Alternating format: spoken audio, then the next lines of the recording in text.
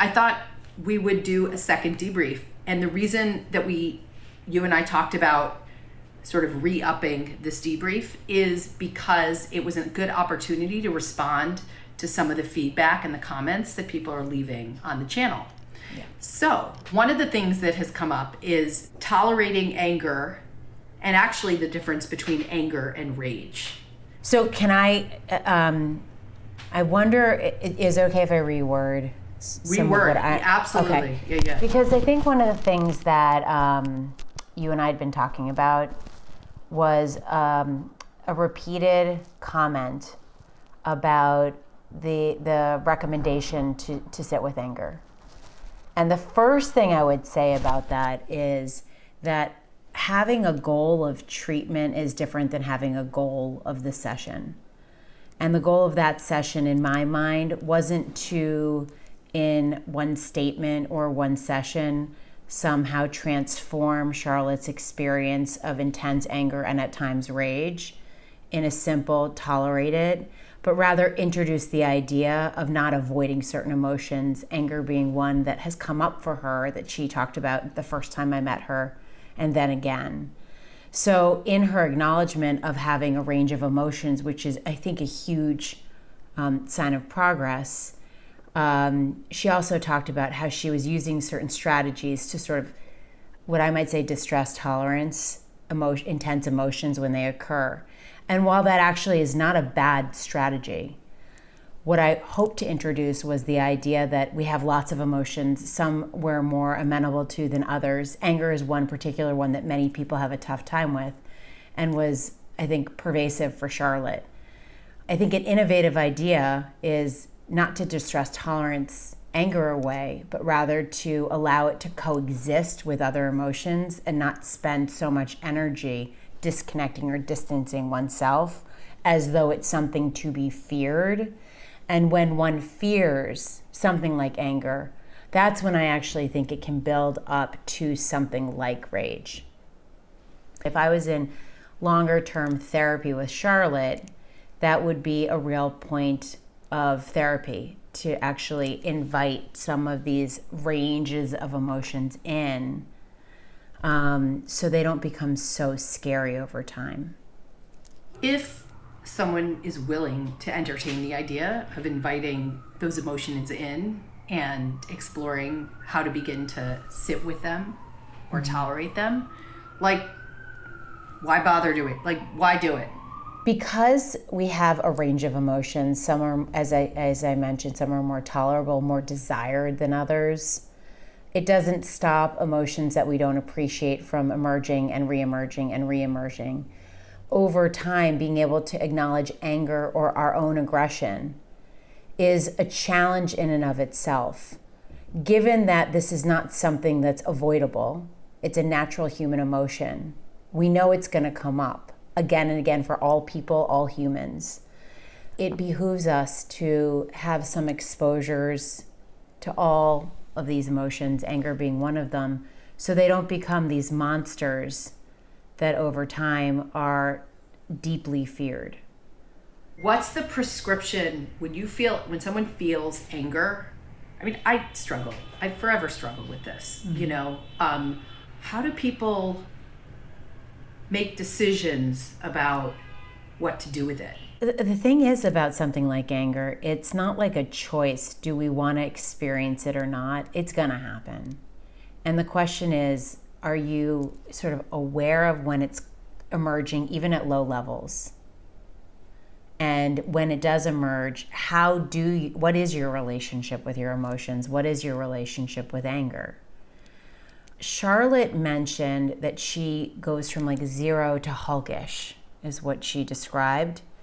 And the interesting thing, even in our session, which I didn't point out but might have in longer term treatment, is that even in our session, she was experiencing frustrations with me. And I think another comment that you and I observed that kept on reemerging was a comment I made about whether Charlotte was in fact cheated on, and the way I made that comment and why I made that comment. which I can speak to in a moment, but I think the benefit, sort of a silver lining of having made the comment in the way I did, was that her frustration was notable. And if this was longer term treatment, I might have noted, hey, look at this. You feel like you go from 0 to Hulkish, and yet there's something going on here. What is that for you? To be able to name these lower levels of anger, that it didn't blow me up and it didn't blow her up. And you would want her to note that because it was sort of an effective expression of it, regardless of interpretation. Absolutely. It didn't damage anything by her choosing to express it. Whether she and I might be aligned in seeing something the same way isn't necessarily for the purposes of this issue around anger the point. The really important part of that interaction at the end of the day, this was not intended, was that she was frustrated. And to be able to be frustrated and actually state that frustration is really good news and should be acknowledged and highlighted. There's a difference between a longer term treatment and the interviews with Charlotte or the sessions with Charlotte. And it's coming to mind that differential is actually quite important. When I met Charlotte a year and a half ago, it was really trying to understand her world through her eyes and get a sense of what she struggled with, what her hopes were, what her goals were, and what she thought she might want to work on. Seeing her a year and a half later was really an opportunity to say, like, how has it gone? What's, changed, if anything? What did you take in from the session, and where do you want to go from here? It wasn't really an opportunity to start working on anger per se, but rather suggest that these are areas to work on for longer term treatment. So what I might do in a session over a longer term therapy is very different than what I might introduce or what I did introduce in those sessions with Charlotte. I was going to ask, since you brought up that moment, that a lot of people have thought about and said things about, which is this moment where I'm not going to be exactly perfect in my quoting, but you said if you think that if that is what happened regarding her boyfriend cheating on her. So I had my thought about, while I was watching it happen, I was like, oh, is Karen pointing out or investigating whether Charlotte's perception of the event is aligned with what in fact she is saying? Or was there some misinterpretation of a behavior that led her to make this statement?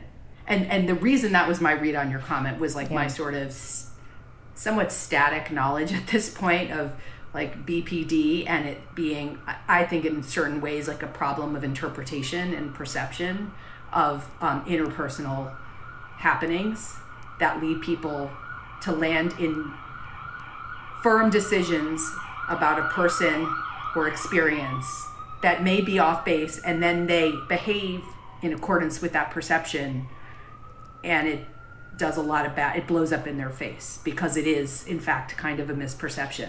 So I thought you were headed in that direction, but it doesn't, I think when we talked about it, you suggested otherwise. So can you talk about why you did what you did? Why? I think there was part of that, Rebbe, going on, so I'm glad you mentioned it. I believed Charlotte had that genuine perspective. I really believed she had that perspective, and I was challenging her on that perspective. Having some previous knowledge of Charlotte from my conversations with her, she comes to the world with a lens based on a long history of relationships that I think she really feels other people have failed her, not shown up in ways that where she's felt loved or cared for, parents, other relationships. And when we have these experiences, there's a way in which we continue to enter into relationships with a lens based on our experiences. So my pressing of the issue was really to sort of better understand what it was that how she was coming to that assessment. There are lots of ways to ask, and there might be more sort of less valenced ways of bringing up the same issue. I think that's a really good point. But the point of saying something like that is really inquiring, what is she really taking in as evidence, as an understanding that's leading her to an interpretation, therefore responding to relationships in a very intense way with a lot of emotion. So no doubt that was her experience. But if this was a longer term therapy, I would have explored that more. I would have been very curious. I sort of backed off a little. I could see she was frustrated. That wasn't the point, to get her frustrated. I was actually happy to see that she could show frustration, but to really understand what she was taking in as evidence to assess the relationship in the way she did. Because it can actually become a self-fulfilling prophecy. So if I'm somebody who feels like I can't trust people, over time I might be really skeptical of my partner. I might say and do things that indicate my suspicion or my skepticism that might generate an environment or contribute to an environment of mistrust, where my partner then may be responding in kind. So it, in some ways, can become a self-fulfilling prophecy, and without one knowing that they may be contributing to this self-fulfilling prophecy. And I'm not saying that's what happened with Charlotte, but it can happen, and often happens with folks who struggle with BPD, where there are some cognitive distortions at times, or paranoia, to sort of challenge or explore, am I doing anything? Is there something that I'm doing that might actually be participating in this?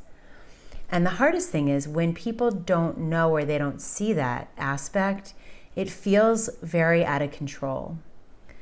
In some ways, almost like the world is doing something to them. I mean, I'm like thinking, isn't that essentially transference?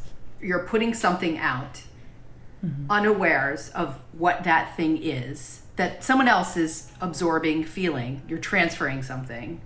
When you referenced transference-focused therapy as a potential modality for her to explore, let's say the person is not consciously aware that they're bringing this history of distrust into a current relationship, that the other person is then absorbing that attitude that they feel toward them. So is the purpose of something like a transference-focused therapy to bring to the fore that kind of energy, attitude, perspective that you emit unawares in relationships, but you, the therapist now, is sort of the absorbing point, or the target for it? Rabbi, it really is about a dynamic that emerges. So it's important to see patterns over time. So if you're somebody who says, like, I don't understand what goes on in my relationships, it's actually quite painful. It's very painful. And yet it's really painful. And to repeat these patterns without knowing what's going on, it's kind of like you're walking through the world with blinders on. And it can be really eye-opening to better understand how that dynamic emerges. Because if it continues to repeat, even with a therapist, and that is one of the focuses of TFP, Transference-Focused Psychotherapy, to see these patterns when it's likely to emerge with a therapist and work on those patterns, is one reason why I felt for Charlotte, TFP could particularly be useful at this time in her life. But the other thing about TFP, and the other recommendation I made around why TFP might be useful for Charlotte at this time, is it's also a therapy that really, really explores aggression and anger. It's as a real centerpiece. And to notice... Why do you think it's designed for that? You know, I don't want to purport to be an expert on TFP. I certainly know TFP quite well and have been trained in it. So I have this urge to say, I want to double check this with Frank Yeomans. But what I would say about anger in particular, and so this is what made me think about this, is that TFP, to the best of my knowledge, was developed for BPD initially. I mean, it's really used for personality disorders, but one of the hallmark challenges that somebody with borderline personality disorders experiences is a real difficulty with anger in particular, like disavowing anger, not wanting to see one's own aggression. kind of splitting it off because it's too painful to see oneself in that way. Right. And so, to me, for Charlotte, both this issue of anger and her difficulty in her own relationship with anger, coupled with, how she experiences relationships in the world, make TFP a good option for her. It doesn't mean it's the only option, but I think it's a good option for where she is right now in her own process. In terms of people splitting off their anger, is it just because people feel like they're not good people or something with anger? Why would you want to split off and not own your anger? What's the big deal? Well, I'll use Charlotte's example. I think anger for her feels like she's a monster, that she's going to destroy herself and everyone else around her if she gets angry. So it's a lot easier to split off and really try not to see it if it's that destructive to her and those around her, especially those that she loves. So she's going to try and contain it for totally understandable reasons. Except the problem is we can't wish anger away. It's part of a human emotion that we all have. So it's bound to continue reemerging and creating real challenges for her. Rather than sort of try and contain it, it's really about how I can have a relationship, allowing it to be more known, seeing when it comes up, and seeing that it's actually emerging even in small doses, even during my session with her. So again, I would have pointed some of those things out had this been a longer term treatment. Is it that people have such a hard time with anger just because everybody has different hard times with different emotions? Or if that's a more commonly challenging emotion to figure out how to manage? Is it that way everywhere? Or do you think I'm asking you to become like a social scientist now for a second, but that because, do you think that's, because we just don't have great examples of how to express anger? Why, I have the urge to say anger is one of those emotions that I think can be more challenging of emotions, much like shame can be really challenging for people. But when you're working with a particular cohort of people who have BPD, anger in particular is very difficult to experience, to express. It's scary. I think Charlotte described it beautifully. It feels like it's going to destroy them or somebody else. One reason why people have reported to self-harm is because their anger is so extreme. Certainly there were lots of reasons, but this is one. They'd rather take it out on themselves than somebody else. Yeah, that's interesting. Shitty, but interesting. And just one thing you just said back there, you said, you were happy to see that she was frustrated. So I could hear, I can hear the audience without taking you to task for that a little bit, saying, so let's just grab that up now. Why don't you say why you were happy? Because I don't think you were egging her on to be frustrated. No, it's not about egging her on to be frustrated or celebrating somebody's distress. Mm-hmm. But when you're really in a therapy with somebody, it's making room for all emotions, particularly the ones that are really scary for somebody to experience. To align with that fear is undermining somebody's process of healing, of recovery. So when I say I'm happy, it's not I'm happy that I upset Charlotte. I'm happy that she actually has moments of lower levels of anger that she might not even be aware of, and that she tolerated without her knowledge. So it's actually a moment of success for her that I would have pointed out, highlighted. I would have been shining a massive light on that moment if this was a different circumstance. People, find Charlotte very appealing as a person, as a personality, right? As do I. I really love and like Charlotte. I enjoy her. It's hard not to like her. It's hard not to like Charlotte. It's hard not to like her. Charlotte, it's hard not to like you. Yeah, no. when you see this, if you see this. No, it's hard not to like Charlotte. And so I think we debriefed a little bit about sort of the people pleasing aspect, or, working hard to be appealing, and that's clearly been effective and helpful to her in certain ways. I mean, better to be an appealing person than not. Absolutely. Where has that, or where could that, if she isn't attentive to that instinct, put limits on her efforts to get better? This people-pleasing appealingness. The way I think about this actually is somewhat related to, say, anger or keeping relationships where it feels like there's minimal conflict. Even with me, we started the session where the first thing she said, is this apology for how she, when she went back and reviewed the session herself, how she saw herself. And it was like trying to join on something with me and relate. And that's actually a real asset in a lot of ways. I would be curious whether that also functions to make it hard for people to confront her if there were problems. Because she's so likable, because she's so appealing, what impact that has for other people on bringing up grievances, upsets.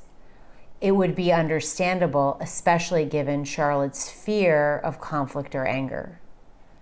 And if she really works to be related and appealing, it minimizes conflict and anger, at least active conflict and anger. It doesn't mean that people aren't frustrated or upset in relationships, but it may be hard to actually address those things directly. Right, and it probably means for her as well, there are none of us say everything we think or feel about a person, because if we did, probably many of us would be very depleted with who's in our life. But Right. But it seems like she may also then not get out of relationships what she could, because she's always working to relate and manage to avoid conflict. And so then parts of her that need to get expressed or seen to sort of stand up for some aspect of her authentic self get closed out. Yeah. I don't know. I'm guessing anyway. There are all sorts of outcomes related to this. She might not be able to or feel comfortable sharing her frustrations until they become so big. Right. Because conflict is so hard. So it's bi-directional. What she puts out there is part of who she is, but maybe not all of who she is. So it limits the sort of intimacy. Because if she's fearful that somebody really sees outside of her, especially if part of that is anger or aggression that she really doesn't want to see in herself, then there's part of her that's left unknown. And that's actually when people can feel really alone, because there's a part of themselves that they fear to be seen. And it's, again, these are very painful experiences for people, and you get to them slowly over time through therapy. When you have a lot of campaigns to conceal parts of yourself, mm-hmm. there is a power in that, because you know more than the other person.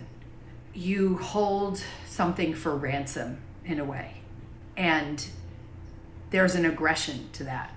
I could just speak for myself when it was my power, know. I mean, I wasn't very happy, so I don't know how great that power was, but it was a power. Well, that's the trade-off, right? It's Yeah. a trade-off. You might have seemingly more control, but control over what? Control over being fully known. Where does that actually leave you if your hope is to develop an intimate relationship with somebody where you are known? Right. So it's a real conflict.